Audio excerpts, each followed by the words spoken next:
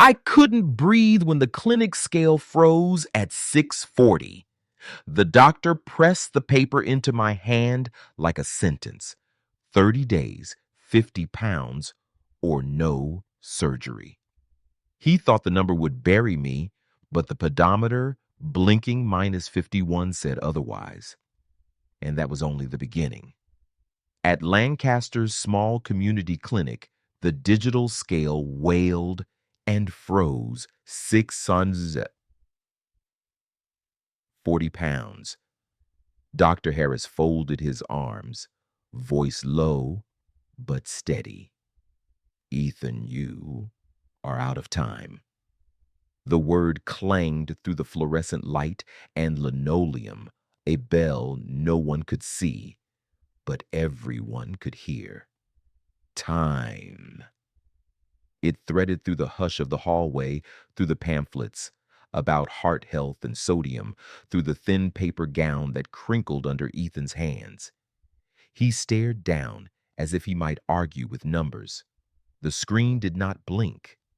It held him still. 640, Dr. Harris repeated, as if translating a language no one wanted to speak.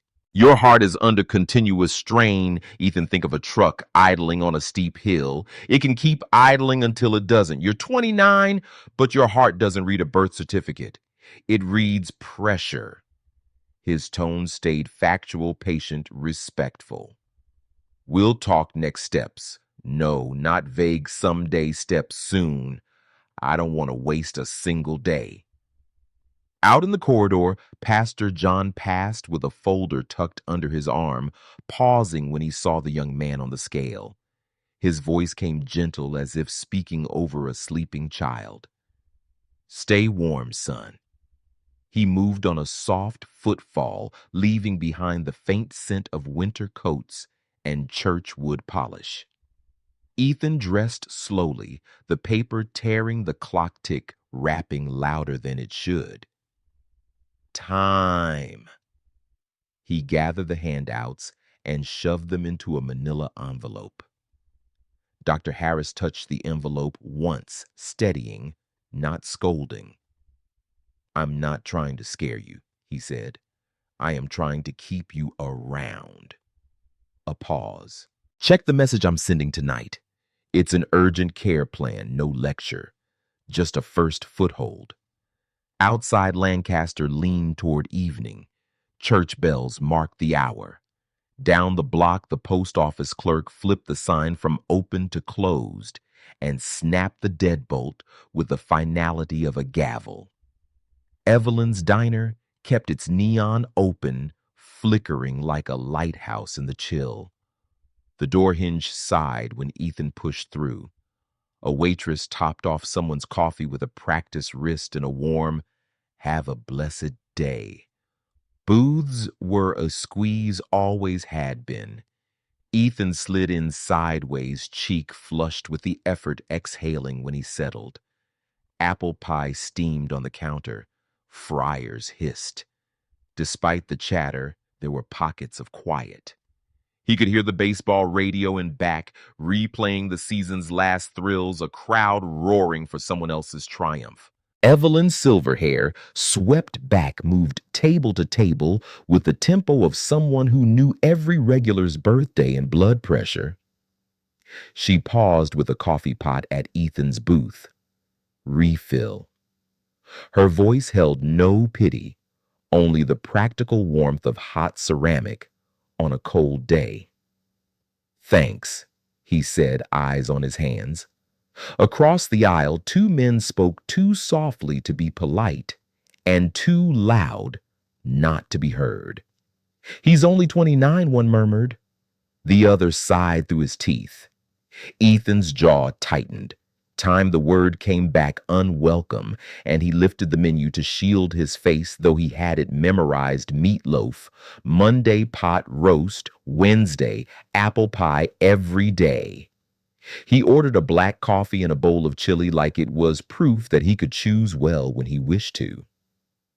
Evelyn slid the chili in front of him with a nod. Cold settling in early, she said. You take care now. A hand on the table. Just for a second, the way older people anchor moments with touch. She moved on. He ate slowly, the radio whispering stats, the diner clock climbing toward dusk. Outside, the wind gathered itself, sliding down Main Street with leaf scatter and the faintest whiff of wood smoke. Ethan stood, left cash and a tip he never stiffed the staff. Some rules he still honored, and shouldered through the door, the bell over it, tinging once like the start of a race he had not trained for. At home, the porch swing creaked under an October sky grayed to pewter. The porch light flickered twice before staying on a stubborn yellow coin against the cold. Inside the kitchen, the old silver pedometer lay beside unpaid bills and the grocery list, milk, bread, coffee, maybe pie if on sale, catching the last of the light. It had belonged to his father, once a man who'd walked after dinner until the town knew his silhouette. Ethan picked it up, thumbed the scuffed metal, and saw the blank face accusing in its way. The word return time, and with it the scale's unflinching glow. He set the pedometer down as if it might bite and dragged open a drawer. Paper slid against paper. He tucked the manila envelope in on top of takeout menus, guaranteed savings offers, a typed letter from the clinic about sodium he had never opened. He closed the drawer with more force than necessary, as if he could seal away the sound of that one word. Radio commentary floated from the living room, a double down the line, a cheer like summer in a world that wasn't this kitchen. In the hallway mirror, he saw himself in profile, not just the weight, but the slope of his shoulders, the way his eyes slid off his own reflection. I'm fine, he muttered to the empty room, to the porch light, humming to the unpaid bills. I'm only 29. I've got time. The answering machine clicked, a little mechanical throat clearing. Dr. Harris's voice filled the kitchen, not stern, not soft, simply there. Ethan, please check the message about your urgent care plan. The porch swing moved once in the wind. The pedometer winked, silver and still. Somewhere far off, the church bell marked another quarter hour, as precise as a scale's digit. Ethan stood with his hand on the drawer pull, measuring nothing at all. The pedometer blinked 7:42, not even close to a mile. Ethan stood at the corner of Walnut and Pine, with his hands braced on his knees, drawing in air that burned a little on the way down. The Saturday sun pushed through high clouds, pale and cool. Leaves skittered along the curb like coins rolling away. He straightened, waited for the world to stop pulsing at the edge of his vision, and pressed the button again, as if the number might change out of mercy. 742. It held as unblinking as the clinic scale. He told himself to keep moving. The block was small painted porches, two-story frames, a pickup nosed against a stop sign as if tired too. Shoes whispered through leaves. 2 more houses. 3. One step at a time, he heard in his head, only it was not his voice. It was the one he'd avoided since yesterday, steady and older, belonging to the man behind the white coat. Somewhere far off, a lawnmower started and stopped, then started again. Ethan made it back to his own sidewalk and felt the rubbery give in his knees. He surrendered to the porch step with a grunt and a flush he couldn't hide from himself. The pedometer's screen winked in the weak light. He clipped it to his belt again, like a badge he didn't earn, and set off down Main toward the farmer's market. Banners flapped between street lamps. Card tables sagged under apple pies, and late pumpkins under jams wearing gingham caps. A fiddler tuned under the eaves, and a boy hopped in time to nothing in particular. The whole town felt like it was tilting toward holiday, everyone busy with something useful. A vendor caught Ethan's eye smile wide and practiced. "Need a hand carrying anything, friend?" It sounded kind, and still, it landed wrong. Another voice drifting from behind a pyramid of apples, such a shame. Still so young. The words weren't cruel so much as careless, which sometimes cut deeper. Ethan tightened his jaw, reached for a soda at the end of a table, a cold, fizzing answer to a problem that wasn't thirst, and thumbed cash into the jar. The bottle hissed when he cracked it.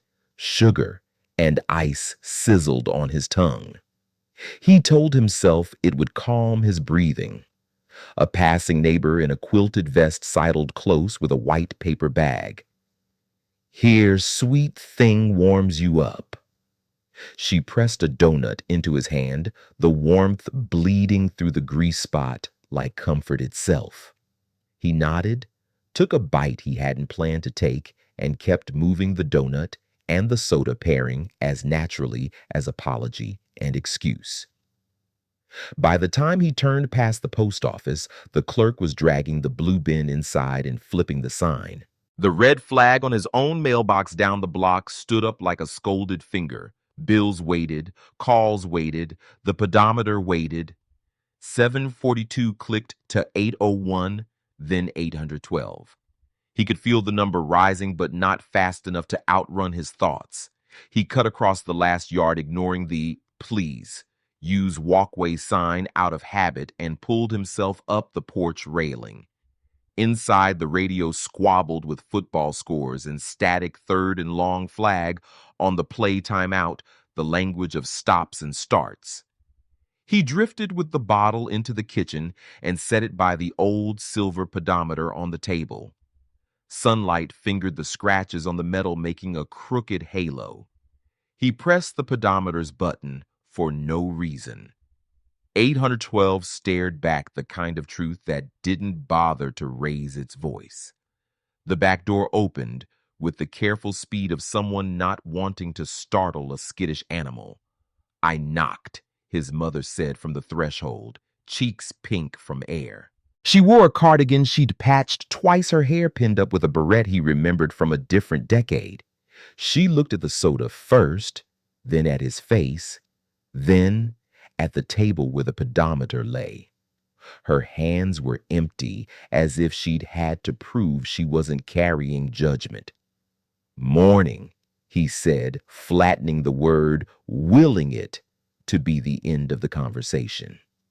She crossed the room the way people cross church aisles, soft-footed, without calling attention, and set her fingertips on the pedometer as if it might skitter away. "One step at a time, son." The sentence carried the wear of use. She didn't say you have to, or why can't you just. She didn't say anything about numbers. Her thumb brushed the scuffed edge, a gesture more blessing than advice. Ethan pulled the bottle closer. "I walked," he said. "I went around the block." He offered it like a receipt. "I know," she said. "I could tell by the way you were moving when you came up the stairs." Her eyes glistened and didn't spill. "Proud of you." He wanted to believe her wanted to stand taller simply because she'd said the word. But the pedometer winked on cue, indifferent. The radio coughed, a score change. Outside, a delivery truck downshifted with a long, complaining moan. He felt all the sounds stack on his chest. "I can't," he began and stopped. He wanted to explain how the air thinned too soon, how his legs burned in a way that felt like failure instead of effort, how the strangers' voices followed even when their faces didn't. He wanted to say that the word from the clinic had chased him into sleep and back out of it again. Instead, he reached for the plastic clip at his belt. It stuck, bit his skin. He yanked it free and slapped the pedometer down on the table so hard the spoon rattled.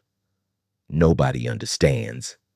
His mother didn't flinch. She set her palm next to the little machine, not touching it now, but resting there, the way you leave space for a skittish animal to come close on its own.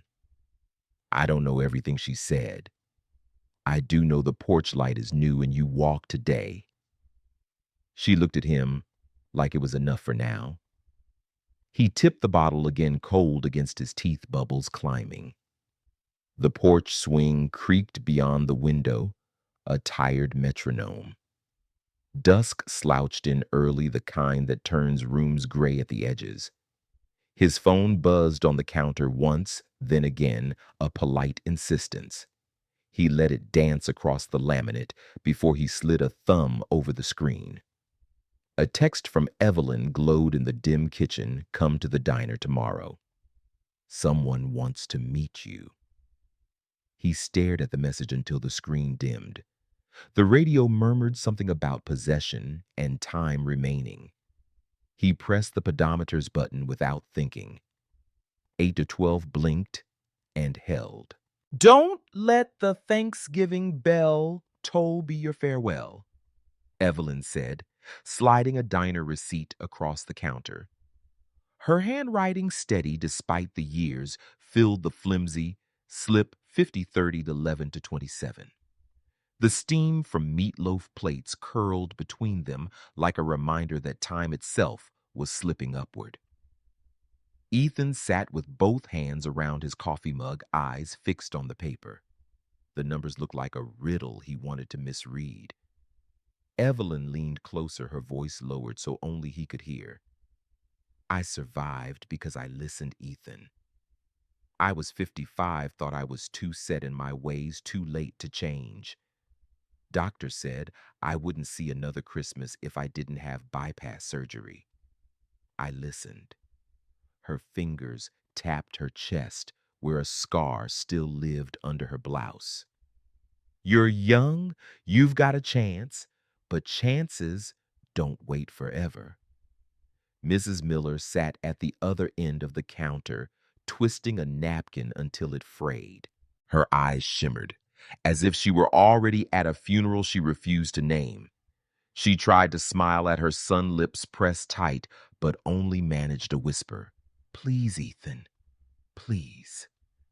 The bell above the diner door chimed noon. A waitress set down a slice of apple pie beside them, the tip jar clinking as another patron dropped coins. Ethan glanced around the normal Saturday crowd, farmers in caps, couples splitting pie, children spinning straws. Everyone seemed smaller, lighter, moving through life without numbers pressing on their ribs.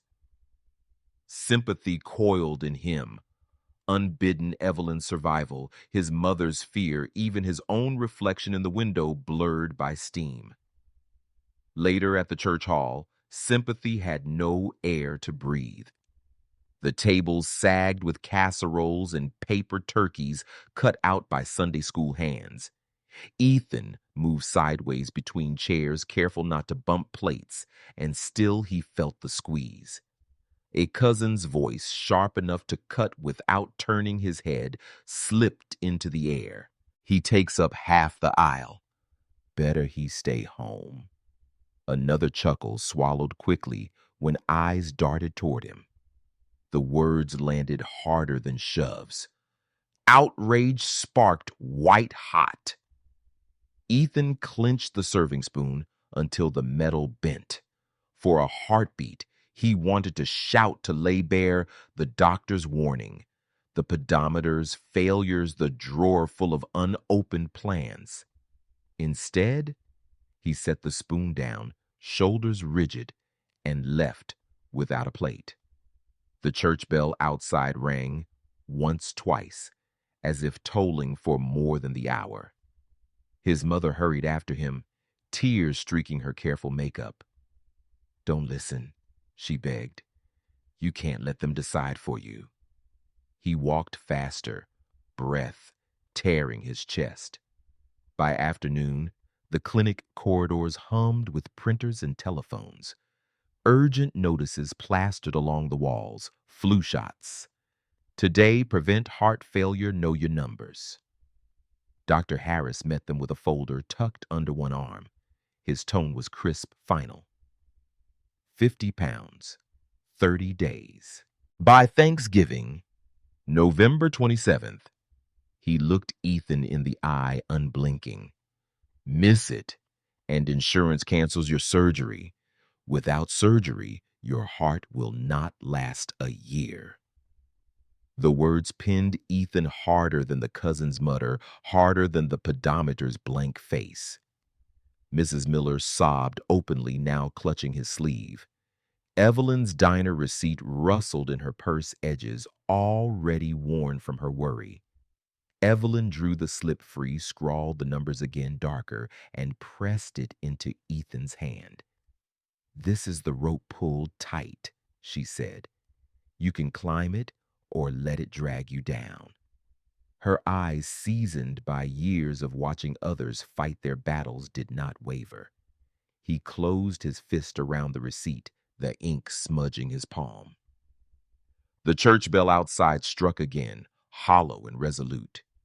In his chest, outrage smoldered with something sharper, fear, braided with possibility, a rope indeed. When he stepped out into the fading afternoon, the sky bruised toward gray.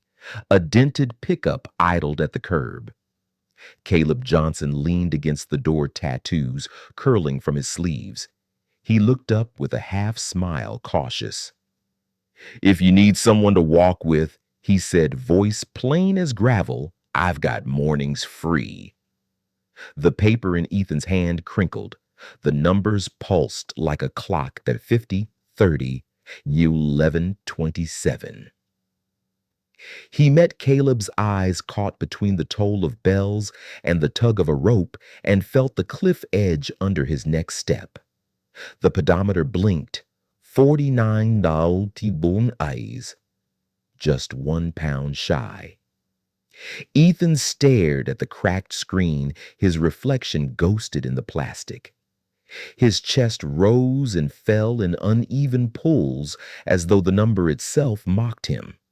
The mirror in the dim bedroom showed a man tugging at a shirt that fit closer but still clung in the wrong places. The diner receipt in his wallet whispered its tally 50, 30, 11 to 27. The deadline loomed like frost on the window. Outside dawn sharp in the air. Thanksgiving week had dressed Lancaster in brittle, cold porch lights glowing down Main Street like beads on a wire. Evelyn's diner had cracked its doors, early neon humming. The smell of coffee drifted across the lot where Caleb's dented pickup idled, exhaust clouding white. Ethan pulled his coat tighter and stepped into the street's hush. Caleb fell into stride beside him, not rushing, not slowing his breath, misting in rhythm. You're not just a number, he said quietly, as if speaking to the ground instead of Ethan. Not the 640, not even the 49. His tone carried a steadiness Ethan wanted to lean against. For a few minutes, hope flickered the idea that maybe the last pound wasn't an iron wall, but a thin door waiting to be pushed.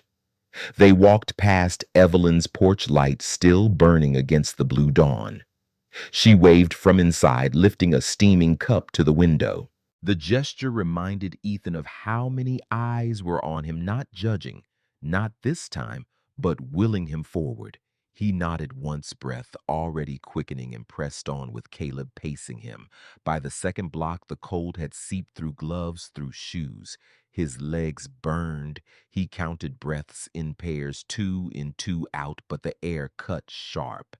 He stopped near the corner, doubled over, hand braced against a lamppost. I can't, he gasped. The pedometer bumped against his side like a heckler. Caleb caught his elbow, steadying him without force. Yes, you can. His voice didn't rise, didn't scold. It just carried conviction, simple as the frosty air. You've already done 49. This is just one more. Ethan shook his head, throat raw. It feels like a mountain. Mountains are climbed one step, Caleb said. Then he crouched, eyes meeting Ethan's level. His breath fogged between them, but his words came clear. Listen, I studied nursing. 2 years before I dropped out because I couldn't keep the tuition, but the lessons, they don't leave. I know the signs of collapse. I know when to push and when to pause. And right now, I know you can do this. The confession sat between them like a secret unwrapped Caleb, the delivery man, with tattoos carrying knowledge no one expected. Ethan blinked, surprise cutting through fatigue. Caleb's hands were firm but careful, a kind of practiced gentleness. You nursing. Caleb nodded, a rueful smile tugging. Life detoured me. But what I learned, I kept. And I won't let you quit, Ethan. Not 1 pound short. I'll walk every step with you until we get there. For a long beat, the only sound was Ethan's ragged breathing, the scrape of leaves in the gutter, the far-off bell of the church marking the hour. Something shifted hope, rooted fragile, but real. He straightened slowly, shoulders heavy, yet carried by more than muscle. Caleb stepped beside him again, matching pace. They moved on breath clouds, mingling in the cold. Porch lights winked out one by one as the town woke. The pedometer nudged against Ethan's side, and for the first time, he pressed the button without fear. The digits jumped forward small, but enough. A door cracked open. Then the phone rang, shrill in the morning quiet. Ethan pulled it free, gloves clumsy. Dr. Harris's voice carried through, clipped and urgent. Tomorrow, clinic weigh-in. Bring your pedometer. The line clicked, leaving only the frosty air and Caleb's steady gaze. The last porch light on the block glowed stubbornly against the morning waiting. The clinic scale blinked, digits wavering as if reluctant to settle. Then they steadied, 51 OBs. Ethan stood motionless, the fluorescent lights humming above the room, tilting into silence. His mother's hand flew to her mouth, a sob stifled into her palm. Evelyn exhaled sharply, tears brimming, pride cutting through her voice. You did it. The screen held its verdict like scripture. Ethan's knees trembled, not from strain this time, but from release. Weeks of dawn walks, frost-bitten morning soda bottles left untouched, every bead of sweat pressed into this one moment. The silver pedometer hung heavy on his belt, cracked, but a live proof etched in its log of numbers climbing day after day. Dr. Harris crouched to lift it gently, scrolling with a practiced thumb. Consistent steps, he murmured, nodding. Evidence of daily battle. That's what we needed. He looked up, eyes softer than usual. Ethan, you've bought yourself a future. Mrs. Miller's tears spilled freely now. She reached for his hand, gripping with the force of years of prayer. I knew you could, she whispered, though her trembling betrayed how often she had doubted. Ethan squeezed back, surprised at his own steadiness. For the first time, her faith didn't feel like borrowed hope. It felt earned. In the hallway, the heavy doors of the insurance office loomed like courthouse gates. Dr. Harris signed the approval papers with deliberate strokes, the sound of pen on paper louder than the static-laced baseball broadcast murmuring from a nearby radio. Surgery slot confirmed, he said. Thanksgiving week. You met the ultimatum, Ethan. 50 pounds in 30 days. more even. That's no small feat. He closed the folder with a click that sounded like a lock opening. We'll prepare pre-op tests immediately. Sunlight slanted through the narrow clinic window, framing Ethan's face in amber. He closed his eyes for a moment, letting warmth sink into skin still damp with effort. The deadline rope that had tightened around his chest for weeks finally slackened. For the first time in months, hope didn't hover like a fragile visitor. It settled in, unpacking its bag. He had survived the countdown. Evelyn caught him in the waiting hall arms, surprisingly strong for her age. She held on as if to anchor him in this new reality. "I told you," she said into his shoulder, "the rope wasn't only to bind, it was to pull you up." When she pulled away, her eyes were wet but sharp. "Don't forget how this feels. Use it. Carry it." Ethan nodded, speechless, the weight of her words heavier than the 50 pounds he had shed. Caleb lingered near the wall, hands in his jacket pockets, gaze lowered. When Ethan approached, gratitude ready on his lips, Caleb shook his head with a small smile. "This is your fight, not mine," he said quietly. "I just walked beside you." His humility pressed deeper than any applause could have. Ethan studied the younger man's face, the tattoo lines vanishing into his sleeves, and saw not just a companion, but the twist of fate that had carried him here. The radio crackled again. World Series highlights replayed, a voice shouting about a home run that had already entered history. The smell of disinfectant clung to the hall, mixing oddly with the sweet pumpkin pie candle burning at the front desk. Nurses passed with clipboards, shoes squeaking. The ordinary world carried on, yet for Ethan it had tilted on its axis. As they stepped outside, dusk had deepened and the cold nipped sharper than the mornings. Mrs. Miller slipped her arm through her son's, Evelyn steady at his other side, Caleb trailing but close. Their breaths mingled in the November air, visible proof of life continuing. Ethan glanced at the pedometer, thumb brushing its scratched edge. For once, the number didn't matter. It was the story it told. His phone buzzed. Pastor John's voice filled the line, warm and solemn.